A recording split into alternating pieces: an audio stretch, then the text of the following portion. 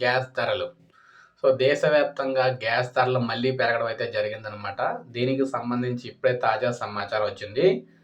దేశవ్యాప్తంగా వాణిజ్య సిలిండర్ ధరని ఇండియన్ ఆయిల్ కార్పొరేషన్ మరోసారి పెంచింది. 14 కిలోల సిలిండర్‌పై రూ. 42 పెంచుతున్నట్లు అధికారిక వెబ్‌సైట్‌లో పేర్కొంది. ఈ పెంపు కోల్‌కత్తాలో 53.5గా ఉంది. ఇక 5 కేజీల ప్రీపెయిడ్ ఎల్‌పీజీ సిలిండర్‌పై రూ. 11 చొప్పున అయితే పెంచారనమాట.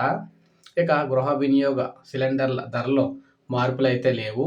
మన దేశంలో సాధారణంగా ప్రభుత్వ రంగంలోని Indian oil corporation, Bharat petroleum, Hindustan petroleum retail ధరలను ఏకకాలంలో నిర్ణయిస్తాయి. ఇతర సంస్థలు గ్యాస్ ధరలో కూడా మార్పులు ఉండే అవకాశం అయితే ఉంది.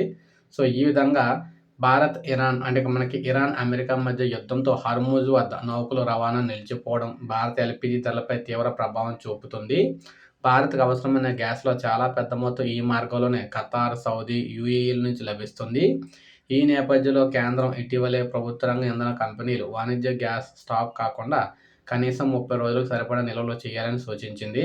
దిగుమతుల్లో సమస్యను అధిగమించేందుకు ఈ చర్య చేపట్టిందనమాట. ఏది ఏమైనా ఇప్పుడు రేట్ అయితే మళ్ళీ పెంచారనమాట. అయితే కాస్త ఉపశమనం ఏంటంటే 5 కేజీల సిలిండర్లే పెంచారు. అదేవిధంగా వాణిజ్య సిలిండర్లు పెంచారు గానీ 14.2 కేజీల సిలిండర్లు ఏవైతే ఉంటాయో ఇంట్లో వాడే అవైతే పెంచలేదనమాట. అదొక గుడ్ న్యూస్ అని చెప్పుకోవచ్చు. ఇది మనకి తాజా సమాచారం. ఒక లైక్ చేయండి, సబ్స్క్రైబ్ చేసుకోండి. మన ఛానల్ సబ్స్క్రైబ్ చేసుకోండి.